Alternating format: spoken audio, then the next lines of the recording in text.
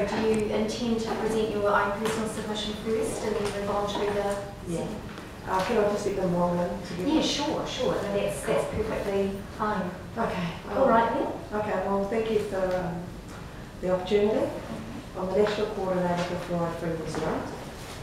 We have been involved in helping to keep fluoridation out of many places and stopping fluoridation in Ashburton, the Far North, Newfoundland, Toronui, Waipokoro, Hamilton and Whakatane, although the latter two were overturned due to politics. We found that when councillors had the time to listen to both sides in its entirety, that there was a good chance that they did not want it. However, many felt they were the meat in the sandwich, as the DHB... Excuse me, sorry to interrupt. You did realise that you had 10 minutes for Fluoride Free New Zealand, so you have 15. Yeah. Okay, great. Sorry, I just didn't want to rush you. Oh, yeah, okay. I have 5 minutes. I've actually only got a 10-minute thing, but okay, so slow. sorry, I just had a thought, so I just want to make that clear. Thank you. Thanks. Sorry. That's all right.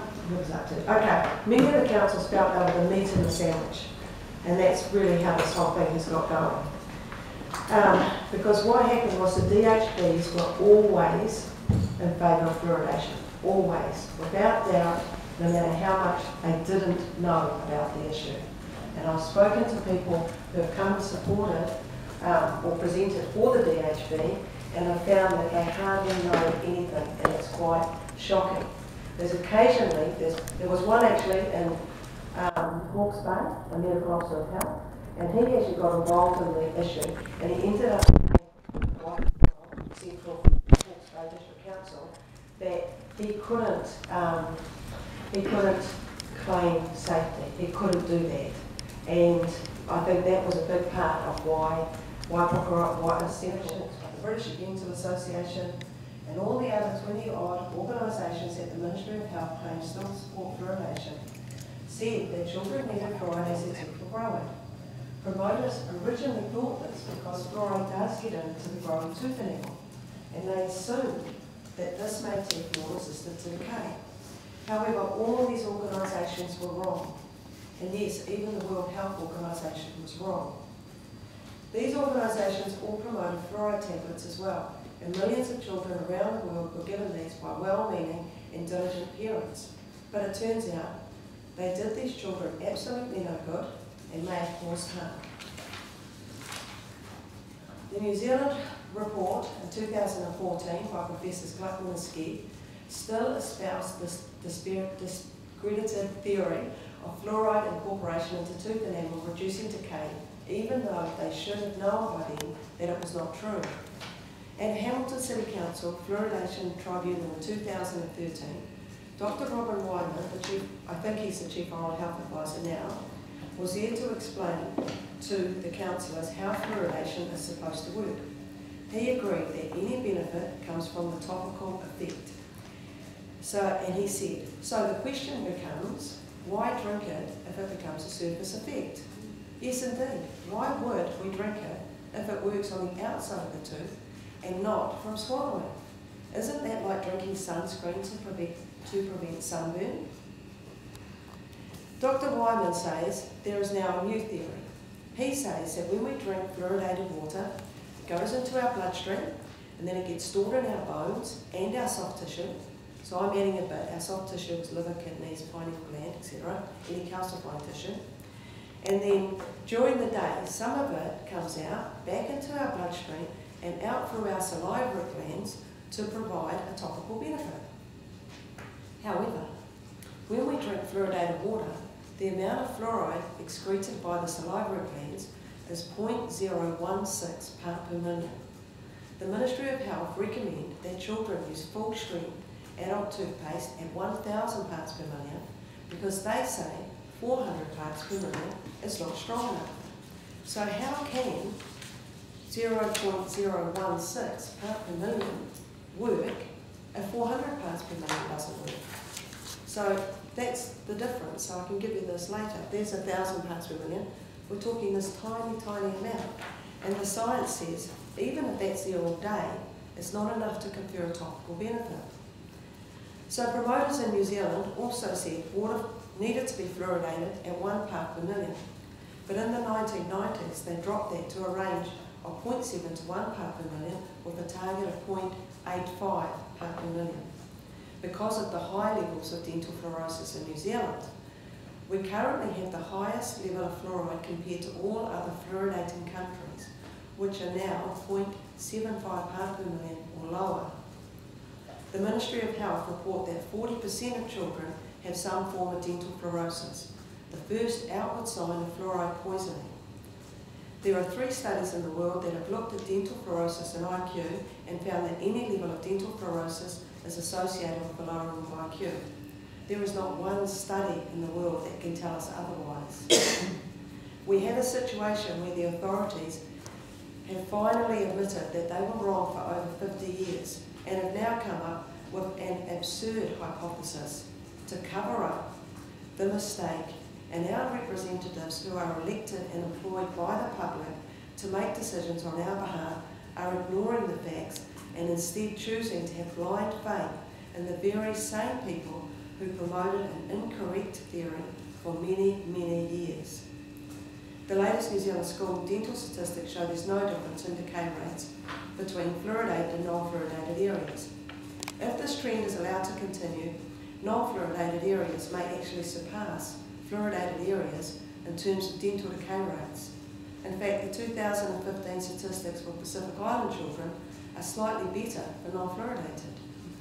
These school dental statistics are far more honest assessment of the state of children's teeth than the 40% reduction that fluoridation promoters constantly repeat. This figure comes from the outdated 2009 Oral Health Survey.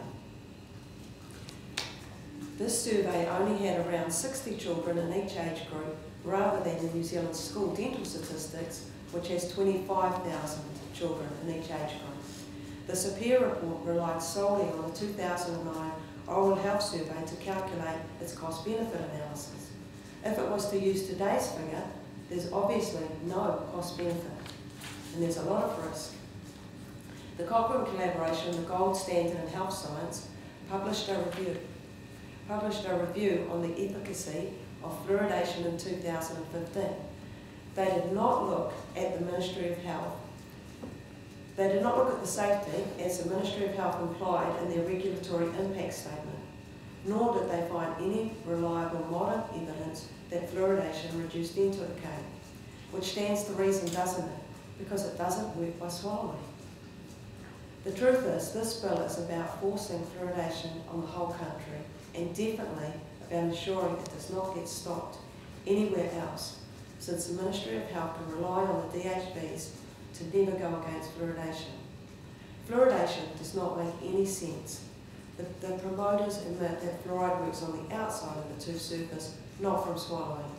It is therefore nonsense to shift responsibility to the DHBs, as that legislation is based on the assumption that fluoridation reduces dental decay. Since it does not, the legislation is farcical and makes a mockery of our parliamentary process. You would not enact any law for any organisation to be responsible for a question of whether people should swallow sunscreen to prevent sunburn. It is also showing a huge disregard for people's safety when we have 40% of children displaying the first outward sign of overexposure to fluoride. We should be urgently reducing our exposure to fluoride, not considering increasing it. As select committee members, you have a responsibility to share the information you have learned with your colleagues. Your colleagues are relying on you to provide them with all the relevant facts. Thank you. Thank you very much, Ms. Byrne, for your submission, and I appreciate the delivery. Actually, you delivered that in a very respectful manner, so thank you very much. Thanks. Mr. Foster-Bell, please.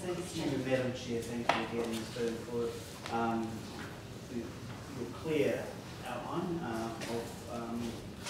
of your position, but also for the lack of invective, because it is an emotional issue, and sometimes the emotion that can be carried in these discussions clouds our careful analysis of the actual facts. I just had a question around you. You used the words associated with, and you said fluorosis had been associated with low IQ. And in the studies you've read,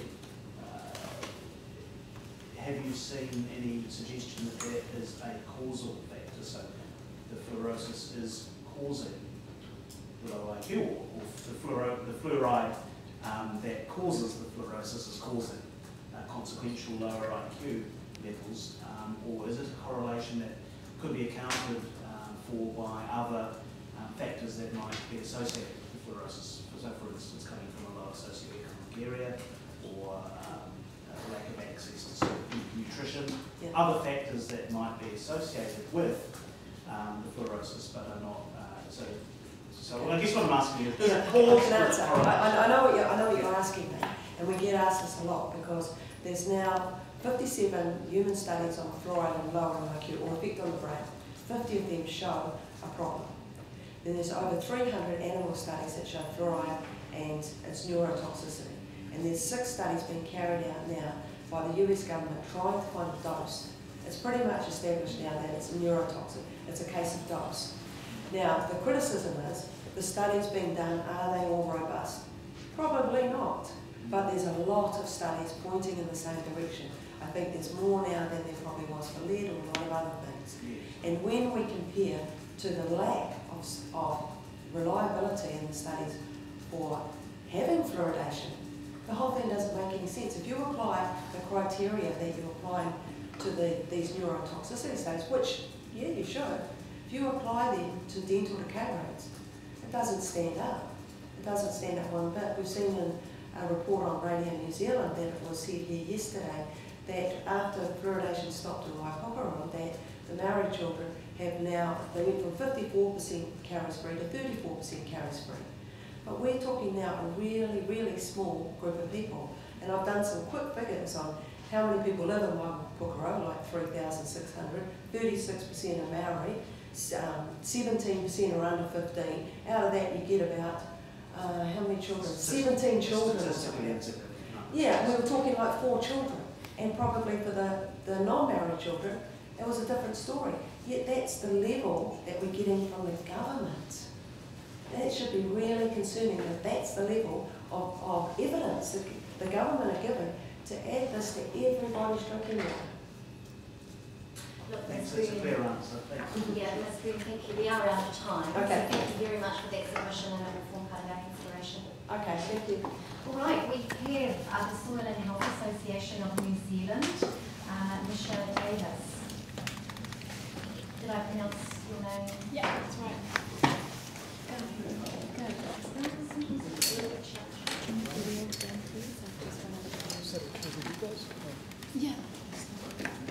Ms. Davis, you have 10 minutes for your submission.